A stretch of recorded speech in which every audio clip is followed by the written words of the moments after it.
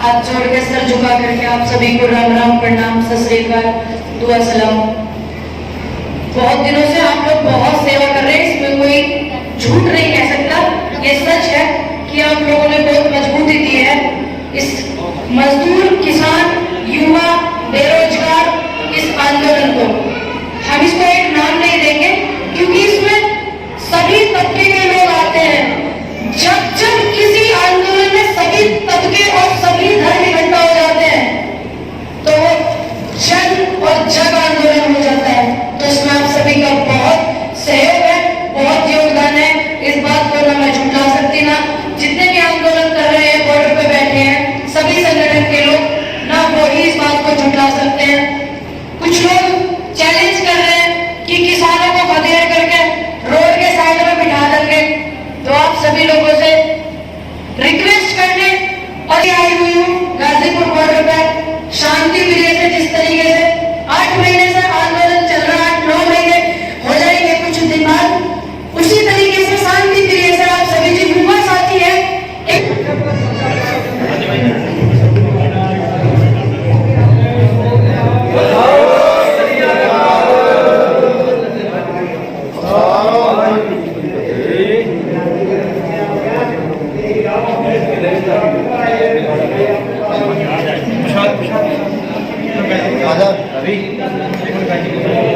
Ghazipur border पर पहुंचेगी। इसमें अमनप्रीत सिंह, देवेंद्र, ब्रजपाल जी, ये बहुत सारे लोग हैं और ये अन्नदाता संगठन से हैं। और जो गुरुद्वारे में हम खड़े हुए हैं, पिपरिया माजरा गुरुद्वारा, आप सभी लोगों से सहयोग मांगती हूँ कि इस युवा साथी है, थोड़ा बड़े बुजुर्गों का आशीर्वाद और उनकी दिशा निर्देश होंगे तो ज्यादा अच्छा सक्षम होगा। क्योंकि ये लोग बदनाम करने के लिए कुछ ना कुछ करते जा रहे हैं। आपको भी पता है, सबसे ज्यादा आप बड़े हैं, मेरे बुजुर्ग हैं, आपको ही पता है, मुझे तो बाद में पता लगता है बात का। आप बड़े बड़े ज्ञानी और बड़े बड़े विद्वान लोग बैठे हुए हैं। तो ये लोग युवाओं को किसी न किसी मुकदमे में, किसी न किसी सिस्टम में फंसा देंगे। तो इसलिए आप लोगों का इनके साथ होना बहुत जरूरी है। बहुत भारी संख्या में मोटरसाइकिलों का काफिला जाएगा कल सुबह 8 बजे। उस काफिले में मेरा भी सौभाग्य है कि मैं हिस्सा ले पाऊंगी। अगुवाई करते हैं कल एक अच्छी शुरुआत की। 2022 में चुनाव है, शायद गांव-गांव जा करके, शहर-शहर जा करके सहयोग मांगा जाए मजदूर किसान आंदोलन को, तो ही इसको मजबूती मिलेगी। हम सबका एक होना बहुत जरूरी है। मेन बात तो यह है 2022 में चुनाव है, आपने देखा कि जंतर मंतर पे क्या किया। तो उस हवा को उड़ा करके यूपी में 2022 के लिए लाया जा रहा है। तो मेरा अनुरोध है शांति बना करके रखें। देश में अमन और भाईचारे के लिए शांति बहुत जरूरी है। क्योंकि हम सब ये चाहते हैं, हमारा देश है, हम सब इस देश के हैं। वो लोग बवाल करना चाहते हैं ताकि यूपी में चुनाव है हिंदू मुस्लिम हो जाए, वो ऐसा चाहते हैं। लेकिन उनकी कार्रवाई कितने लोगों पे हुई, क्या हुई, ये देखना आप लोगों का काम है, जनता का काम है।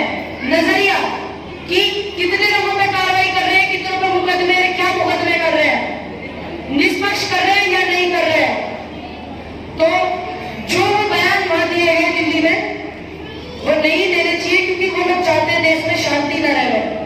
यूपी में वैसे भी चुनाव है, यूपी में ये लोग धर्मवाद करके चुनाव जीतना चाहते हैं। आपको भी बहुत अच्छे से पता है, मुझे भी पता है, क्योंकि और कुछ इनके पास सिस्टम ही नहीं बचा। जरा देखें ये वोट मांगकर युवा जो बेरोजगार घूम रहा है, जरा देखें ये वोट मांगकर ये बुजुर्ग किसानी करते हैं, खेती करते हैं, इनको कितना सम्मान मिलता है, कितना इनको अधिकार मिलता है, कितनी इनको एमएसपी मिलती है। और मैं उत्तर प्रदेश में हूँ, उत्तर प्रदेश में तो वैसे ही नहीं मिलती, सभी को पता है अच्छे से। आप भी उत्तर प्रदेश में जरा देखें ये हॉस्पिटलों के नाम पे कोरोना काल में कितना सिस्टम खराब हुआ। आप जैसे लोगों ने ऑक्सीजन के लंगर लगा करके फ्री सेवा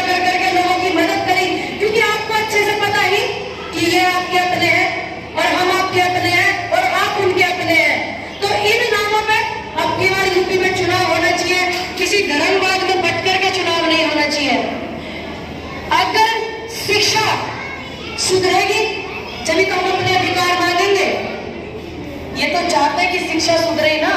ऐसी मट्टी पली जिन्होंने शिक्षा की कर दी, सारा सिस्टम ऑनलाइन कर दियो, ऑनलाइन खाओ, ऑनलाइन पियो, ऑनलाइन पढ़ो। अब आगे आगे मुख्यमंत्री जी, प्रधानमंत्री जी का चेहरा भी ऑनलाइन देखने को मिलेगा। जो इनके एमपी एमएलए उनका चेहरा ऑनलाइन मिलेगा। हिम्मत तो है नहीं इनकी आप सब करो होने की, सच से नजर मिलाने की हर किसी की औकात नहीं होती, तो इनकी नहीं है। तो धर्मवाद में बैठ करके ना आप वोट करें। हमारे जैसे युवा ने गलती करी, हमें आप जैसे बुजुर्ग समझा रहे थे कि ये आवेंगे देश को ले डूबेंगे। संगी चौधरी चरण सिंह जी कह के गए थे ये नहीं आने चाहिए, ये आवेंगे तो देश गरीबी की तरफ जाएगा। 1947 के जो हालात थे जब हमारा देश आजाद हुआ, वो हालात आज इन्होंने कर दिए। इतना महंगा पेट्रोल करके, सारी चीज बेच के, रेल बेच के, ये बेच के, वो बेच के, सारा सिस्टम बेच करके, और ये लोग कहते हैं कि देश आर्थिक तंगी से जूझ रहा। इतनी चीजें बेच करके, पेट्रोल इतना महंगा करके, अगर सरकार के लोग, प्रधानमंत्री मुख्यमंत्री कहते हैं देश आर्थिक स्थिति से जूझ रहा, तो मान लीजिए कि गद्दी पे नकारा लोग बैठे हुए हैं। नकारा है ना, नकारा लोग बैठे हुए हैं। यही सोच है कि हम अपने देश की शिक्षा को ऊपर करेंगे, क्योंकि ये तो अनपढ़ों की भीड़ इकट्ठी करना चाह रहे हैं। पढ़ने के लिए हमारा भविष्य हमारे सामने दिख रहा है, हमारे छोटे बच्चे दिख रहे हैं। आने वाले समय में हम भी किसी की माँ होंगे, हम भी किसी की पत्नी होंगे, तो बच्चे भी होंगे। एक जो प्रथा चलती आई है उस प्रथा को निभाएंगे, लेकिन उससे पहले सिस्टम सुधारना बहुत जरूरी है।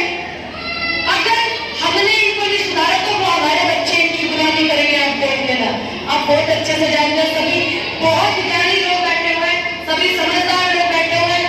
अब जरूरत है आप लोगों की कि आप गांव-गांव में जाकर के जो सीधे भोले भाले हमारे बुजुर्ग हैं, महिलाएं हैं, युवा हैं, कुछ तबके के लोग ऐसे हैं जो पढ़ ही नहीं पाते, शिक्षा भी नहीं मिलती है, तो आप उन्हें जाकर के बतावे कि ये क्या करने वाले हैं। उन्हें जाके बतावे कि आप अनपढ़ ही रहना चाहते हैं, बस जिंदाबाद जिंदाबाद की भीड़ इकट्ठी करना चाहते हैं। मेरा आप सभी से अनुरोध है कि जो कल बाइक रैली होगी, बाइक का काफिला होगा गाजीपुर बॉर्डर पे, सभी लोग बहुत शांति से, कुछ आपकी वजह से किसी को नुकसान ना हो, आपकी वजह से किसी को चोट न लगे, इस तरीके से आप अपने रैली को लेकर आना। युवा है, कुछ लोग बहुत समझदार हैं उनके साथ में, आप सभी को इनको मौका नहीं देना बोलने का, क्योंकि ये गड़बड़ करते हैं, गड़बड़ ये करते हैं, फिर ये हमें दिखाते हैं, लेकिन वो परमात्मा, वो ईश्वर हमारे साथ है, वो ईश्वर हमारे साथ है, तभी इनकी हर चीजें खराब हो जाती है और हमारी जीत होती है। क्योंकि देश का आंदोलन हो, युवाओं का हो, पत्रकारों का हो, किसानों का हो, महिलाओं के सम्मान में हो, फांसी में लखीमपुर खीरी औरत का चीर हरण करा गया, तो वो ईश्वर साथ था, निकल के आया कि किसके कार्यकर्ताओं ने किया। अब आगे आगे माहौल ऐसा हो जाएगा। यूपी में इतने बलात्कार हो रहे थे, आपको भी पता, कितने चर्चित बलात्कार हुए, बॉडी जला दी जाती है। आने वाले समय ऐसा होगा कि हम आपसे बोलेंगे कि हमें बचाओ, आप बचा भी नहीं पाओगे। क्यों? आपको उल्टे सीधे मुकदमे लगा देंगे। इस डर से आप हमें नहीं बचा पाओगे। युवा है, उसके माँ बाप नहीं बचाने देंगे, बेटा जो हो रहा होने दे, तू मेरा अकेला बेटा है, इसलिए मैं तुझे झंझट में नहीं पढ़ने दूंगी। माँ बाप की बात तो सर्वों पहुंच दिया। ईश्वर के बाद, परमात्मा के बाद, परमात्मा किसी ने देखा नहीं। एक विश्वास है कि ईश्वर अथा है, लेकिन माँ बाप के रूप में परमात्मा को देखा, तो माँ बाप की बात बच्चे मानेंगे, फिर हम चीखेंगे, चिल्लाएंगे, भाई हमें बचा लो। आज वही हुआ दिल्ली में, आपने देखा 8 साल की गुड़िया के छोटे छोटे से पैर बचे हुए, बलात्कार करके जला दिया। तो ऐसा माहौल, विवेक सरकार ऐसी थी कि इस जमाने में, हालांकि दिल्ली में केंद्र सरकार की पुलिस है, ये बात कोई नहीं समझ रहा, बस ये कह रहे हैं केजरीवाल की सरकार है, केजरीवाल की सरकार है, लेकिन ये नहीं कह रहा कि कंपनियां तो केंद्र की हो गई, पुलिस केंद्र की हो गई। एक माहौल ऐसा था जब शर्मदार लोग कुर्सी पर बैठते थे तो न्याय होता था, इंसाफ मिलता था। 10 साल पहले निर्भया कांड हुआ, 4 लोगों को फांसी की सजा सुनाई गई, तो लोग कितने भयभीत हो गए कुछ साल तक, लेकिन जब से ये आए फिर से वही माहौल चलने लगा। कुछ चूक हुई हो, मेरे बुजुर्ग बैठे हुए, छोटी बच्ची बहन बेटी समझ कर माफ कर देना। परमात्मा का घर है, कोई चूक हुई हो तो मुझे माफ कर देना। बस आप सभी लोग एकत्रित रहे, एक रहे, बस यही मेरी आपसे अरदास है, यही दुआ है। सभी को सत श्री अकाल, राम राम, दुआ सलाम।